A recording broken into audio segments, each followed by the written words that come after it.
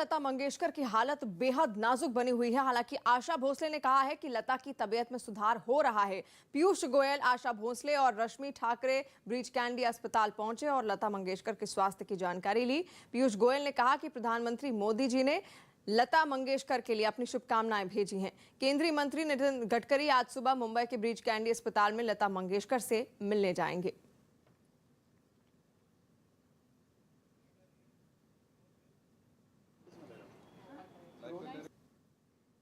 कशी तब्येत आहे? छान आहे, अजून स्टेबल आहेत त्या आणि आम्हाला आशा आहे चांगल्या होतील। लोक प्रार्थना करतात ताई बऱ्या होण्यासाठी, दीदी होण्यासाठी। पूरा देश आज प्रार्थना कर रहा है कि लता दीदी जल्दी से स्वस्थ हो जाएं, जल्दी से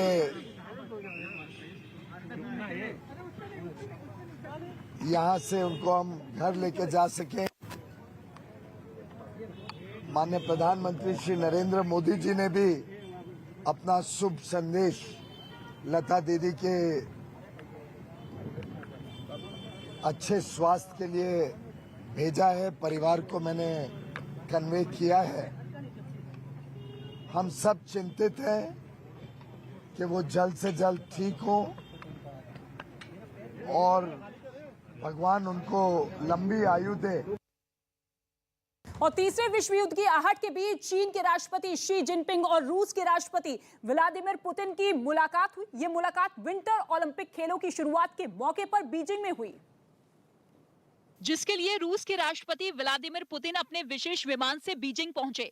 इसके बाद व्लादिमीर पुतिन और शी जिनपिंग के बीच बैठक हुई। इस बैठक में दोनों नेताओं ने मौजूदा हालात पर चर्चा की और फिर दोनों देशों ने एक साझा बयान जारी किया, जिसमें यूक्रेन के साथ जारी तनाव में चीन ने खुलकर रूस का समर्थन किया, जबकि बदले में रूस ने ताइवान के मुद्दे पर चीन के दावे का समर्थन किया और ताइवान को चीन का हिस्सा माना। यही नहीं, चीन और रूस ने यूक्रेन और ताइवान पर अमेरिका के सवालों को अपनी विदेश नीति और अंदरूनी मामलों में दखल की कोशिश बताया, जिस पर अमेरिका ने एक बार फिर दोनों देशों को घेरा। So our objective is to deny Russia the opportunity to use these lies to justify an invasion of Ukraine. America पहले ही इस बात की आशंका जता चुका है कि रूस यूक्रेन पर हमले की तैयारी में है और इसलिए रूस ने यूक्रेन की सीमा पर अपने 1 लाख से ज्यादा सैनिकों की तैनाती की, जबकि रूस इसे अपनी आत्मरक्षा के लिए उठाया गया कदम बता रहा है, जिसके तहत रूस की सेना लगातार अपनी तैयारियों को परखने में जुटी है। जिसकी कुछ ताजा तस्वीरें फिर सामने आई, जिनमें रूस की सेना जल, थल और हवा में अपनी ताकत का प्रदर्शन करती नजर आई। हाड़ कपा देने वाली ठंड में रूस के टैंक और लड़ाकू विमानों ने अपना दम दिखाया, जबकि समुद्र में रूसी युद्धपोत ने दुश्मन के हमले को नाकाम करने की तैयारी को परखा। रूसी सेना के अधिकारियों ने नौसेना के इस अभ्यास की निगरानी भी की, ताकि युद्ध के हालात में तालमेल में कोई कमी न रह पाए।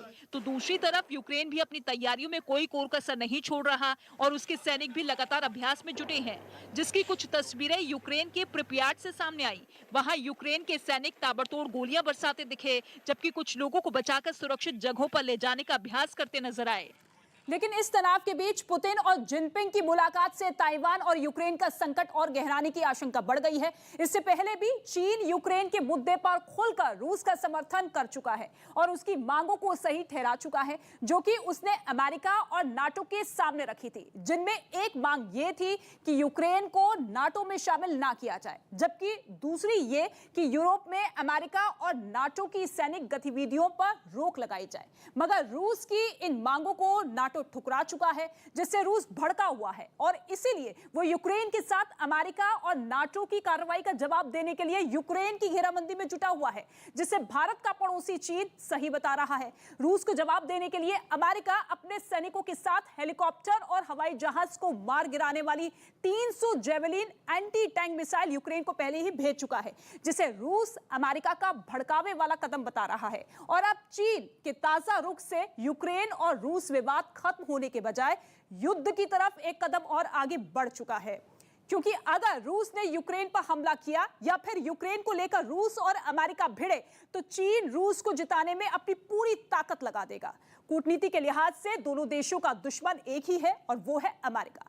असल में ताइवान के मुद्दे पर भी अमेरिका चीन की राह का रोड़ा बना हुआ है और ताइवान का खुलकर समर्थन करता है, जबकि चीन अपने बगल में एक टापू पर बसे ताइवान को अपना हिस्सा मानता है और उस पर लंबे वक्त से कब्जे की फिराक में है, जिस वजह से आए दिन चीन ताइवान को धमकी देता है और उसके लड़ाकू विमान कई बार ताइवान की सीमा में घुसपैठ भी कर चुके हैं, जिसका जवाब देने के लिए ताइवान सरकार ने चीन के फाइटर प्लेन को ट्रैक करने के लिए कई मिसाइलें तैनात कर रखी है। लेकिन चीन फिर भी अपनी हरकतों से बाज नहीं आ रहा और वो अमेरिका को भी ताइवान के मुद्दे पर पीछे रहने के लिए चेतावनी दे चुका है, जबकि अमेरिका पर चीन के इन तेवरों का कोई असर नहीं हुआ और वो साफ कर चुका है कि अगर चीन ने ताइवान पर हमला किया तो अमेरिका उसके साथ खड़ा होगा। मगर ताइवान पर चीन का साथ देकर रूस ने एक तरफ दोस्ती निभाई तो दूसरी तरफ उसने अपने दुश्मन अमेरिका को भी निशाने पर ले लिया। मुख्यमंत्री योगी आदित्यनाथ के यूपी विधानसभा चुनाव में 80 और 20 की लड़ाई वाले बयान पर समाजवादी पार्टी के अध्यक्ष अखिलेश यादव ने पलटवार किया और ये दावा किया कि राज्य की 80% जनता उनके गठबंधन के साथ है। 80% जनता समाजवादी पार्टी और गठबंधन के साथ है, जो किसान की खुशहाली चाहते हैं, नौजवान को रोजगार चाहते हैं, और जो 20% लोग हैं इनसे नाराज हैं। गठबंधन के साथ जनता है, 20% नाराज है। 100% उत्तर प्रदेश की जनता भारतीय जनता पार्टी को सफाया करेगी। और मुख्यमंत्री योगी आदित्यनाथ के भाषणों के दौरान सभी वर्गों और समुदायों की भावनाओं का ख्याल रखने की नसीहत वाले बयान पर एआईएमआईएम के अध्यक्ष असदुद्दीन ओवैसी ने अपनी प्रतिक्रिया दी है। 2 दिन पहले ओवैसी की गाड़ी पर यूपी के हापुड़ में फायरिंग हुई थी, जिसे सीएम योगी ने दुर्भाग्यजनक बताया था। एक मुख्यमंत्री है, इस तरह अगर जस्टिफाई करेंगे एक सांसद के ऊपर जानलेवा हमले को, हम उनसे इतना ही कहेंगे कि आप इन्वेस्टिगेशन अच्छा कराइए। कांग्रेस नेता राहुल गांधी गंगा आरती में शामिल हुए। कांग्रेस नेता राहुल गांधी चुनाव प्रचार के लिए उत्तराखंड के हरिद्वार पहुंचे, जहां वो गंगा आरती में शामिल हुए।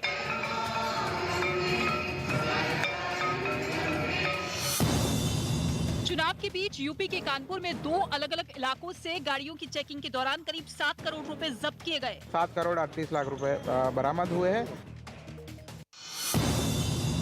यूपी के मेरठ में बीजेपी नेता बबीता फोगाट के काफिले पर कुछ लोगों ने हमला कर दिया, जिसमें कुछ लोगों के घायल होने की भी खबर है। हथियार भी थे, उनके पास डंडे भी थे, गाड़ी के काफिले के ऊपर भी उन्होंने हमला किया है।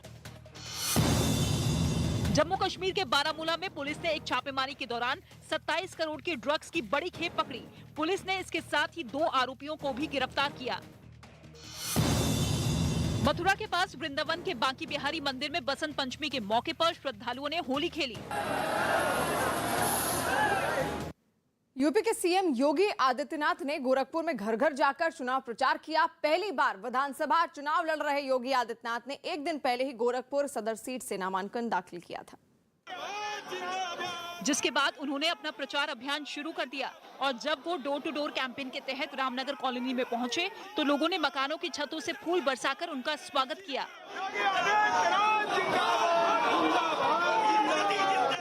एक घर के बाहर खड़ी एक महिला ने तो उनकी आरती भी उतारी। इस दौरान वो कुछ परिवारों से उनके घर के अंदर जाकर भी मिले और परिवार के लोगों के साथ तस्वीरें भी खिंचवाईं। देखिए, योगी आदित्यनाथ निकल गए इस घर के अंदर से और फिर डोर टू डोर कैंपेन करने के लिए वो दूसरे घर की तरफ जा रहे हैं। घर घर प्रचार के दौरान योगी आदित्यनाथ ने इलाके के एक गुरुद्वारे में मत्था भी टेका, जहां उन्हें तलवार और स्मृति चिन्ह भेंट कर सम्मानित भी किया गया।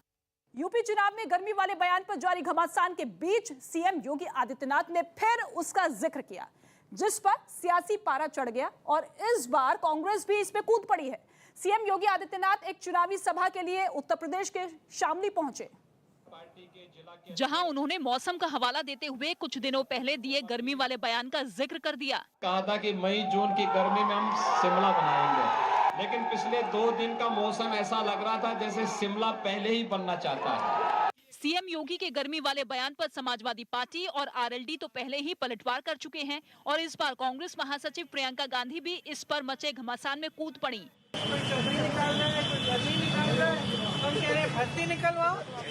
इससे पहले सीएम योगी के गर्मी वाले बयान पर पलटवार करते हुए आरएलडी नेता जयंत चौधरी ने चर्बी निकालने वाला बयान दिया था।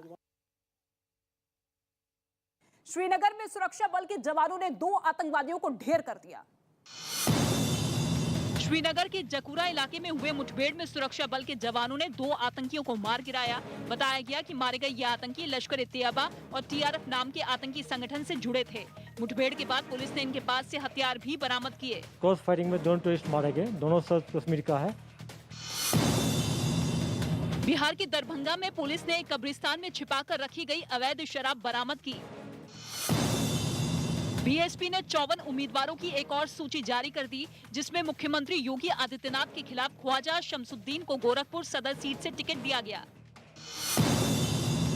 जम्मू कश्मीर और दिल्ली NCR समेत उत्तर भारत के कई हिस्सों में भूकंप के झटके महसूस किए गए।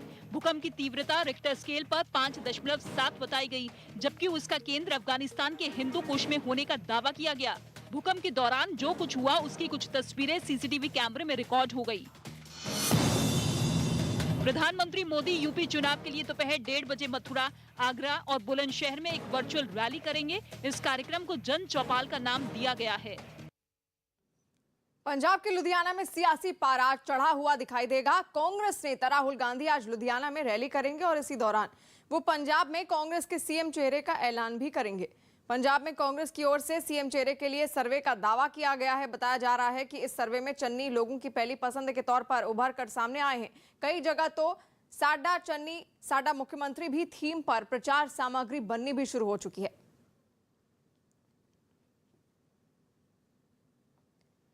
और पंजाब में कांग्रेस के मुख्यमंत्री पद के उम्मीदवार के सवाल पर CM चन्नी ने न्यूज़ 18 से एक्सक्लूसिव बातचीत में कहा कि CM का पद लाला की दुकान नहीं जो आधा आधा बांटा जाए। पंजाब के मुख्यमंत्री चरणजीत सिंह चन्नी जी, बहुत बहुत स्वागत है सर आपका न्यूज़ 18 इंडिया में।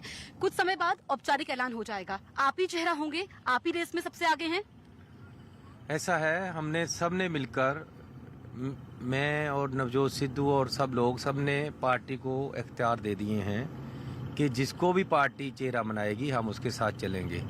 तो अब जब डिसाइड होगा किसको बनाते हैं, हमने एक कमिटमेंट दे दी है। जैसे कहते हैं कि रघुकुल रीत सदा चली आई, प्राण जाए पर बचन न जाई। जो वचन दे दिया। अब ये है कि ये पंजाब की लड़ाई है, पंजाब के लिए लड़ना है।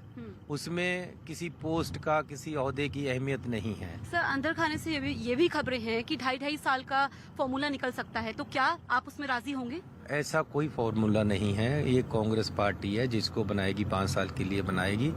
जिसको भी बनाए हम उसके लिए सहमत है।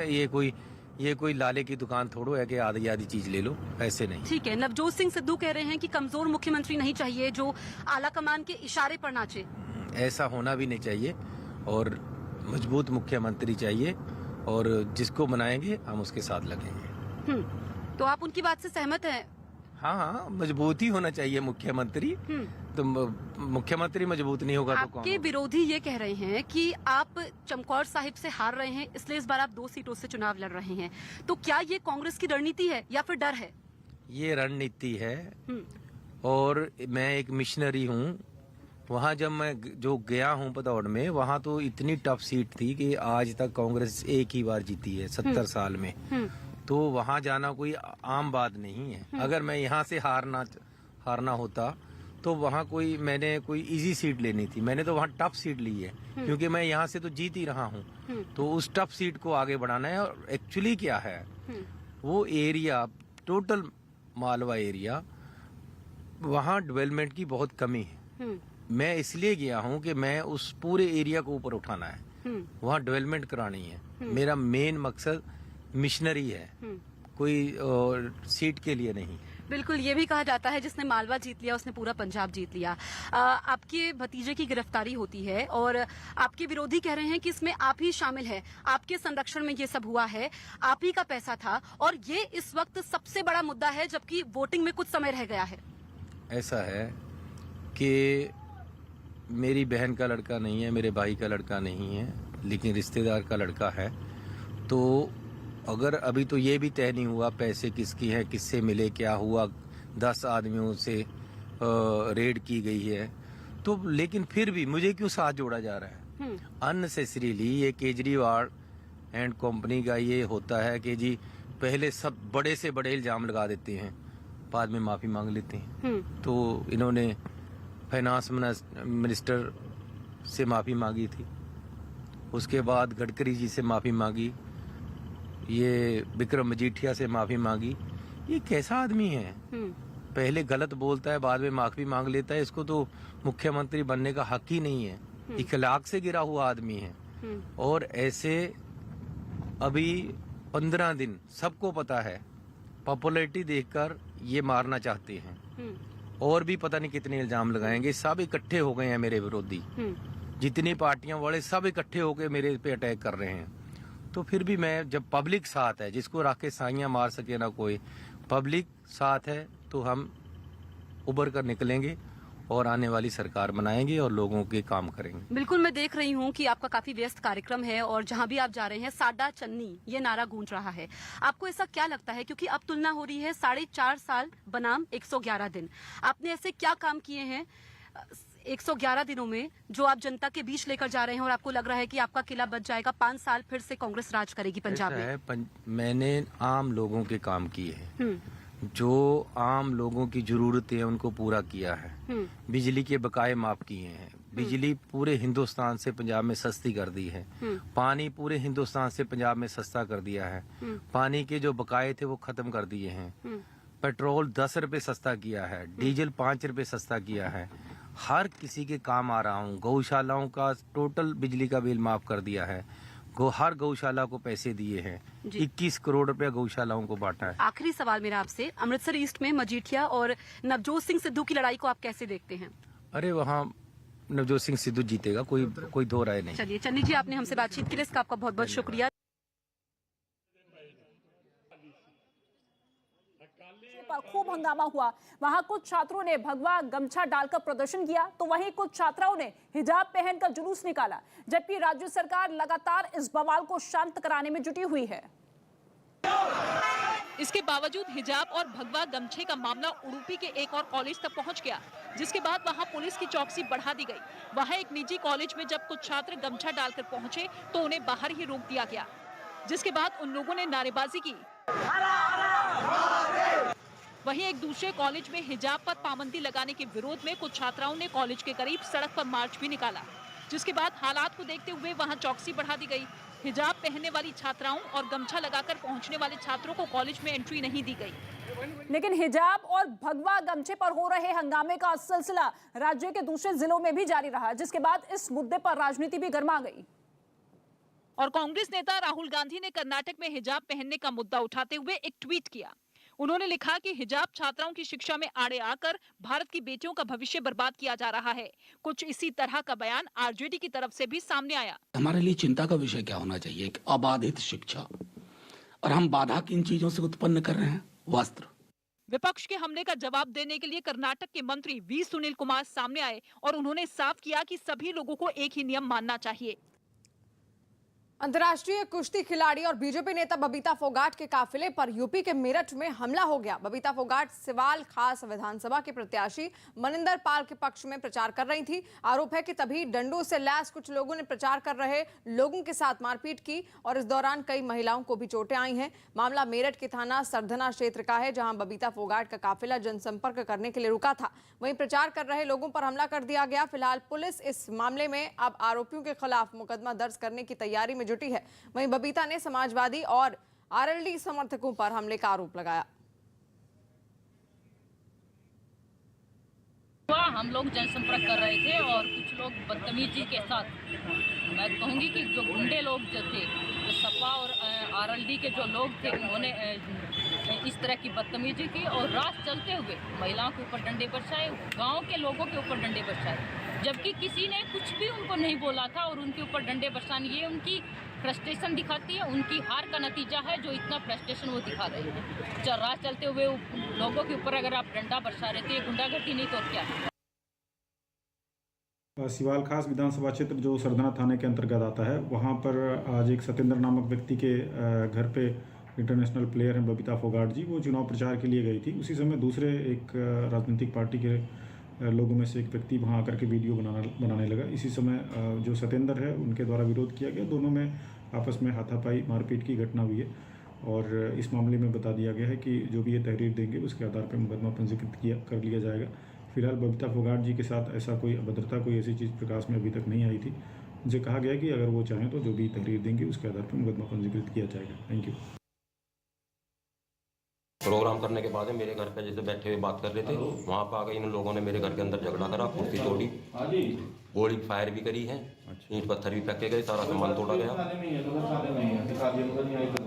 कितने लोगों को चोट आई? 4-5 लोगों का चोट आई है।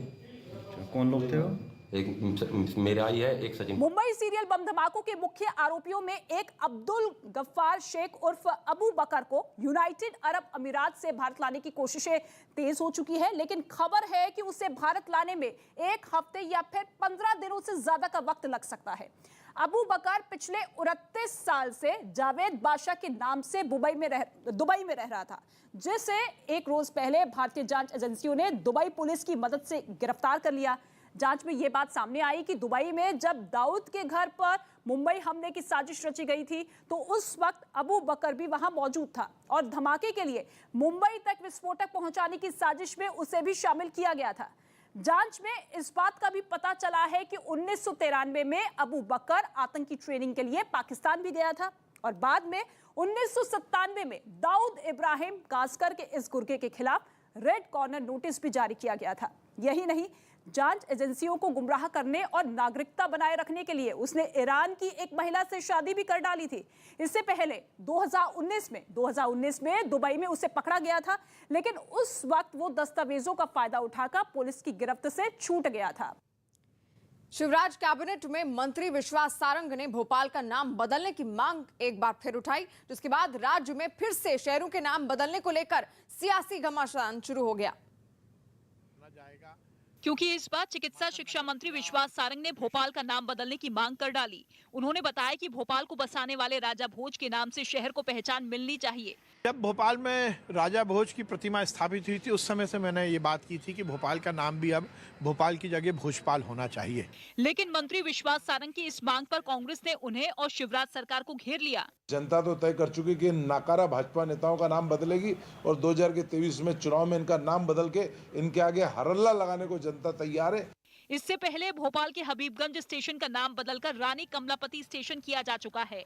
यूपी की बिजनौर सदर सीट से आरएलडी उम्मीदवार नीरज चौधरी ने पाकिस्तान के समर्थन में लगे नारे वाले वीडियो पर सफाई दी। आरोप है कि एक दिन पहले उनकी एक चुनावी सभा में देश विरोधी नारे लगे थे और वायरल हो रहे वीडियो में आपत्तिजनक नारे सुनाई देने का दावा करते हुए केस दर्ज किया। वहीं आरएलडी उम्मीदवार नीरज चौधरी ने अपने ऊपर दर्ज हुए केस को भी विरोधियों की साजिश बता दिया। वीडियो पूरे क्षेत्र में बता रहे, पूरे एरिया में लखनऊ तक वायरल कर दी, किसी ने सुना नहीं इसको कि आकिब भाई जिंदाबाद है। यही नहीं, उन्होंने वायरल हो रहे वीडियो को लेकर चुनाव आयोग और डीएम से शिकायत करने की भी बात कही।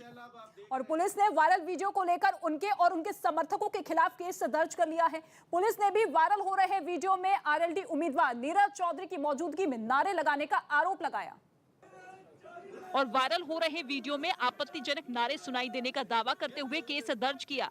इसका संज्ञान लेते हुए तत्काल कोतवाली नगर बिजनौर में सुसंगत धाराओं में अभियोग पंजीकृत करा दिया गया है। वहीं आरएलडी उम्मीदवार नीरज चौधरी ने अपने ऊपर दर्ज हुए केस को भी विरोधियों की साजिश बता दिया। विपक्षी लोग कहीं नजर नहीं आ रहे हैं, वो बस अब चुनाव इसी तरीके से लड़ रहे हैं। फर्जी वीडियो वायरल कराओ, एफआईआर कराओ। यही नहीं, उन्होंने वायरल हो रहे वीडियो को लेकर चुनाव आयोग और डीएम से शिकायत करने की भी बात कही। महाराष्ट्र के बीजेपी नेता और पूर्व सांसद किरीट सोमैया के साथ शनिवार को पुणे में धक्का मुक्की का मामला सामने आया। किरीट सोमैया पुणे महानगर पालिका में शिवसेना सांसद संजय राउत के घोटाले पर शिकायत करने गए थे। पुणे महानगर पालिका के परिसर में बड़ी संख्या में शिवसैनिक जुटे थे। आरोप है कि किरीट सोमैया अपने कार में पुणे महानगर पालिका के दफ्तर पहुंचे तो शिवसैनिकों ने उन्हें घेर लिया और धक्का मुक्की करने लगे। किरीट सोमैया ने इस घटना पर ट्वीट कर आरोप लगाया कि उनके साथ शिवसैनिकों ने धक्का मुक्की की। जो हुआ है महापालिका में वो किरीट सोमैया को पूरा खत्म करने की साजिश थी। लाठियां थी, पत्थर थे और पत्थर भी छोटे नहीं थे। एक पत्थर भी उनके सर में गिरता तो आज उनको श्रद्धांजलि अर्पण करनी पड़ती। तो क्या चला है गुंडाराज?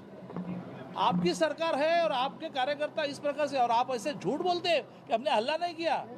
टीवी के सारे क्लिपिंग में पूरे दुनिया ने देखा, दिल्ली तक न्यूज पहुंची है। तो ये जिस प्रकार से चल रहा है ना वो ठीक नहीं है और इस प्रकार से गुंडागर्दी करने से घबराने वाले हम लोग नहीं है। और इस घटना पर किरीट सोमैया ने ट्वीट भी किया। उन्होंने लिखा कि पुणे महापालिका के परिसर में मुझ पर शिवसेना के गुंडों ने हमला किया।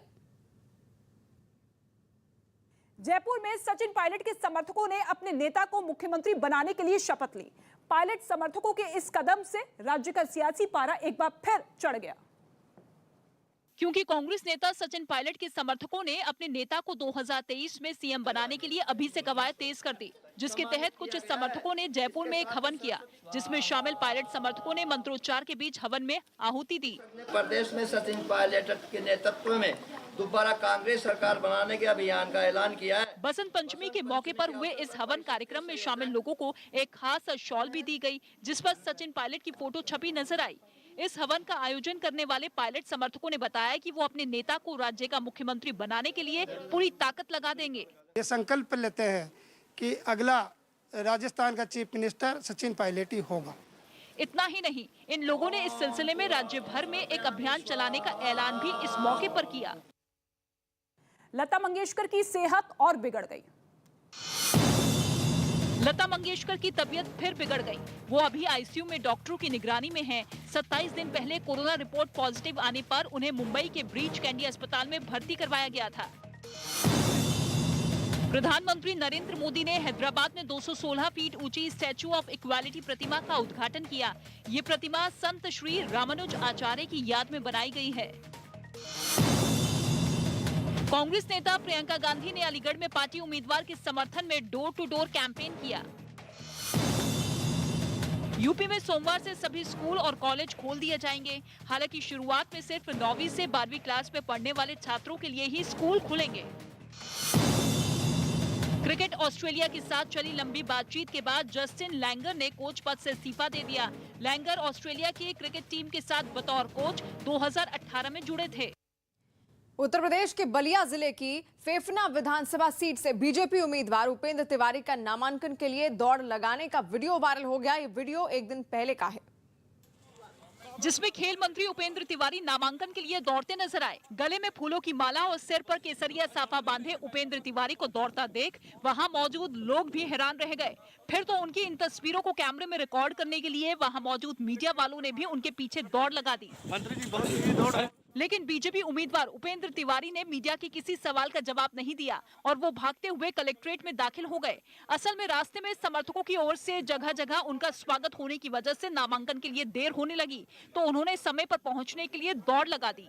उत्तर प्रदेश के अमरोहा की हसनपुर विधानसभा सीट से निर्दलीय उम्मीदवार सूरज सिंह के धमकी देने का एक वीडियो वायरल हो गया। इस वीडियो में वो हाथ में डंडा लेकर अपने विरोधियों को धमकाता हुआ नजर आया, जिसके बाद वहां मौजूद समर्थकों ने तालियां बजाकर उसका समर्थन किया। करीब 50 सेकंड का ये वीडियो कब का है इसका तो पता नहीं चल पाया है, लेकिन इस वीडियो में वो समाजवादी पार्टी के उम्मीदवार मुखिया गुर्जर का नाम लेकर उन्हें धमकाते हुए दिखाई दिए। यूपी के मुजफ्फरनगर में योगी आदित्यनाथ ने अखिलेश यादव और राहुल गांधी पर जोरदार हमला बोला। दो लड़कों की जोड़ी आ जाइए ना, एक दंगा कराने वाला हर एक तमाशा देखने वाला था। ये लोग तब कुछ नहीं बोल रहे थे, उस समय निर्मम हत्या हो गई। और भाइयों बहनों, ये लोग तमाशबीन बने हुए थे उस समय। मैं आपसे फिर कहने के लिए आया हूं, 5 साल में यूपी में कहीं दंगा हुआ? दंगा हो भी नहीं सकता, क्योंकि मालूम है कि दंगा करेंगे वे लोग तो फिर आने वाली 7 पीढ़ियां भरते भरते थक जाएंगी, फिर भी घर बार सब बिक जाएगा। आज दंगा नहीं होता, आज तो कावड़ यात्रा निकलती है, कावड़ यात्रा। मथुरा में चुनावी रैली में अखिलेश यादव ने योगी सरकार पर महंगे बिजली बिल का आरोप लगाते हुए ऊर्जा मंत्री श्रीकांत शर्मा को आड़े हाथों लिया। इतना बिजली का बिल आ रहा है कि अब जनता के अंदर इतना गुस्सा है कि भारतीय जनता पार्टी का ट्रांसफार्मर अब जनता के गुस्से को नहीं संभाल सकता। बताओ इस आक्रोश को कैसे संभालेंगे ये लोग? इस बार ये आक्रोश और गुस्सा भारतीय जनता पार्टी का ट्रांसफार्मर को उड़ा देगा। उत्तर प्रदेश के संबल में बीएसपी प्रत्याशी के बेटे का बिजली विभाग को धमकी देते हुए एक वीडियो वायरल हो गया, जिसमें वो अवैध कनेक्शन की चेकिंग करने आए बिजली विभाग के कर्मचारियों के खिलाफ बयान देता नजर आया और इस दौरान उनके कुछ समर्थक भी साथ दिखे। बीएसपी प्रत्याशी हाजी शकील कुरैशी का बेटा हसनैन शकील भीड़ के सामने बिजली विभाग के लोगों को देख लेने की चेतावनी देता नजर आया। चेकिंग करते हैं तो करने दो, 10 तारीख तक करेगा चेकिंग पर। इस दौरान वहां काफी लोग इकट्ठा हुए, जिन्होंने धमकी देने वाले शख्स की बात पर जमकर तालियां भी बजाईं। और यूपी के सियासी दंगल में गृह मंत्री अमित शाह आज बागपत और अमरोहा के गजरौला में पार्टी प्रत्याशियों के लिए प्रचार करेंगे। अमित शाह बागपत के पृथ्वीराज डिग्री कॉलेज में पार्टी प्रत्याशियों के लिए जनसभा को संबोधित करेंगे। इसके बाद शाह शाम को 4:15 बजे अमरोहा के गजरौला के रमाबाई डिग्री कॉलेज मैदान में भी एक जनसभा को संबोधित करेंगे।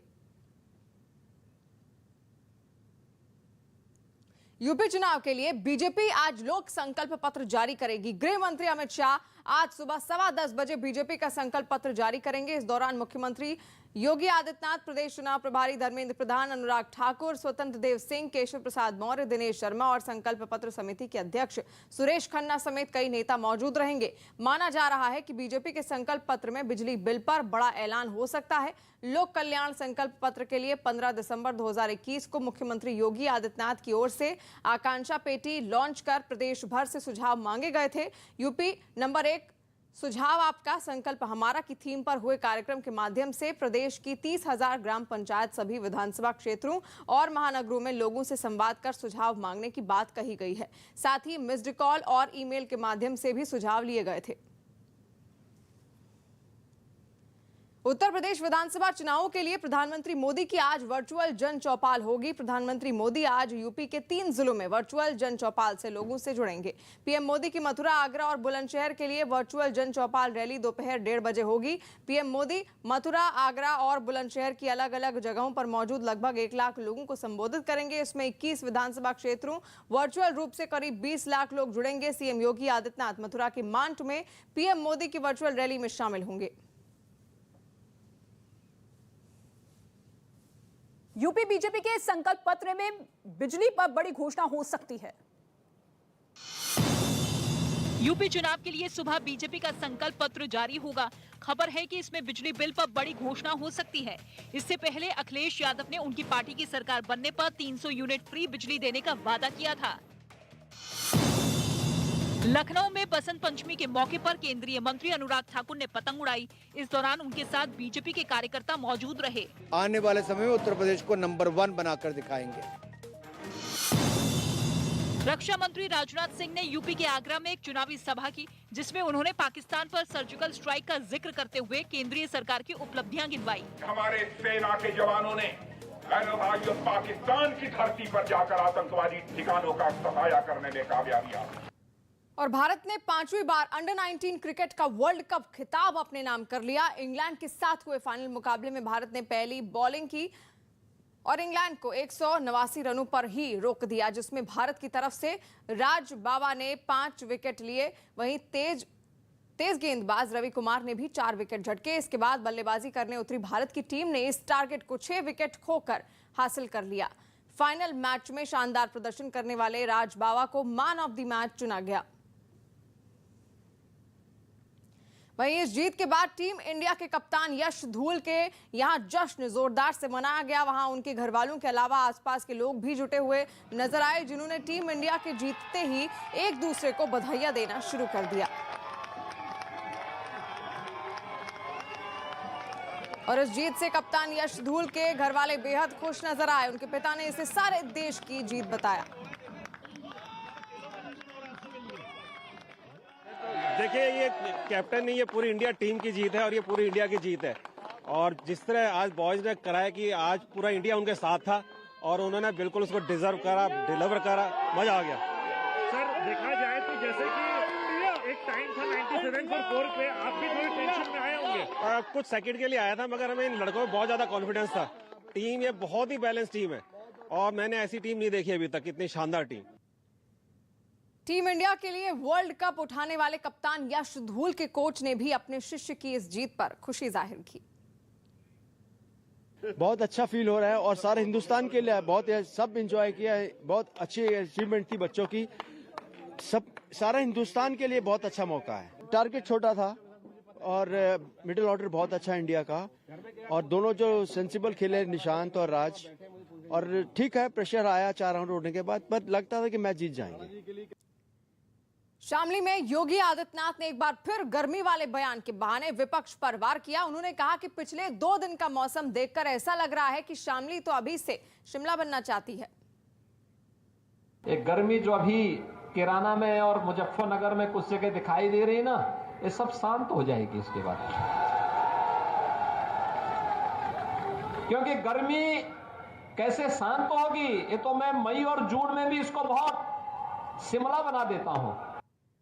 10 फरवरी को होने वाले पहले चरण के मतदान के लिए बीजेपी ने पूरी ताकत झोंक रखी है। चुनाव के ऐलान के बाद दूसरी बार सीएम योगी आदित्यनाथ आज अलीगढ़ जा रहे हैं, जहां वो कोल और छर्रा विधानसभा में जनसभा करेंगे। इससे पहले योगी मथुरा में भी जनसभा करेंगे। योगी आदित्यनाथ दोपहर 2:15 बजे मथुरा की मांट विधानसभा के टेंटी गांव में जनसभा को संबोधित करेंगे। इसके बाद दोपहर 3:15 बजे योगी अलीगढ़ पहुंचेंगे, जहां छर्रा में वो जनसभा को संबोधित करेंगे। शाम 4:15 बजे अलीगढ़ की कोल विधानसभा में भी एक रैली को संबोधित करेंगे। योगी आदित्यनाथ की शाम 5 बजे अलीगढ़ के इगलास में लाल बहादुर शास्त्री इंटर कॉलेज में भी एक जनसभा है।